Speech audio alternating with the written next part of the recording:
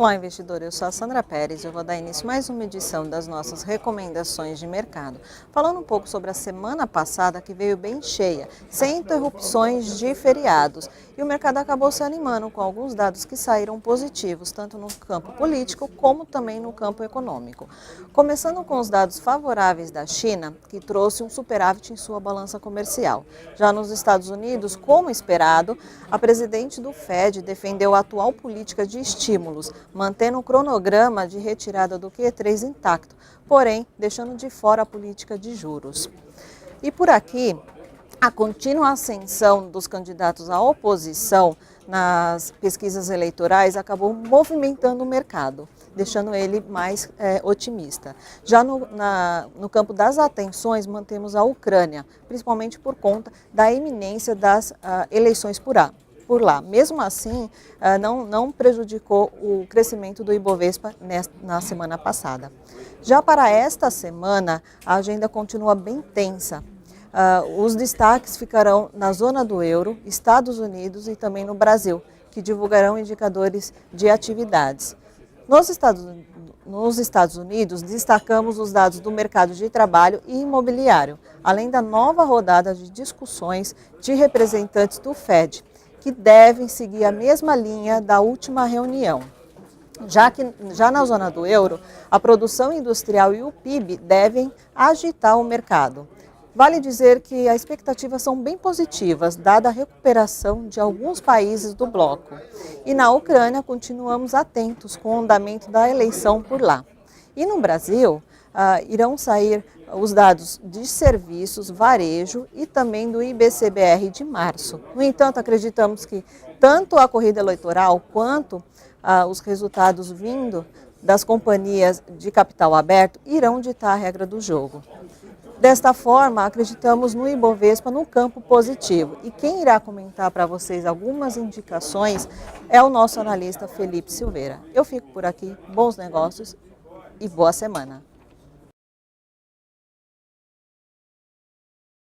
Olá, investidor. Eu sou o Felipe Martins Silveira. Eu vou falar um pouco sobre as recomendações da Coinvalores para essa semana. Os resultados continuam tomando conta da agenda corporativa por aqui. As 5 opções têm a ver com isso. São elas Pão de Açúcar, Minerva, Tupi, CCR e Ser Educacional. As duas primeiras, Pão de Açúcar e Minerva, apresentaram bons resultados, mas os papéis não responderam bem. O Pão de Açúcar apresentou bons resultados, principalmente pela venda de eletrodomésticos, mas a pressão vendedora de um acionista muito grande acabou impactando negativamente os papéis. Mas as perspectivas para a companhia continuam positivas. Nesse segundo trimestre, principalmente por conta de Páscoa e Copa do Mundo. Então a gente continua recomendando compra. A Minerva apresentou um forte resultado, mas no mesmo dia do resultado, o Peru acabou anunciando um embargo à carne brasileira, por causa de um caso isolado de doença no gado em um estado brasileiro. Mas vale salientar que o Peru responde apenas por 0,1% de toda a exportação brasileira de carnes. E as perspectivas para os próximos resultados de Minerva continuam positivos. Então também é outra boa opção. A última empresa que já anunciou o resultado é a Tupi. E ela trouxe uma boa surpresa nesse primeiro trimestre, que foi a melhora no resultado, principalmente na divisão internacional. Então isso, nos próximos trimestres, deve continuar se mantendo uma aposta vencedora da companhia. Então a gente continua recomendando a compra dela. As duas últimas opções, CCR e Ser Educacional, vão reportar os resultados do primeiro trimestre agora nessa semana. A CCR divulga hoje e a Ser Educacional divulga na quinta-feira. A CCR, a gente espera resiliência nos resultados das rodovias e maturação dos resultados de mobilidade urbana. Então tem, por exemplo, o metrô amarelo aqui em São Paulo, a Via 4, que tem aumentado aí seus resultados nos últimos trimestres e deve continuar a performar muito bem. No caso da Ser, o primeiro trimestre para as empresas de educação já costuma ser o mais forte por conta das matrículas nas escolas e faculdades.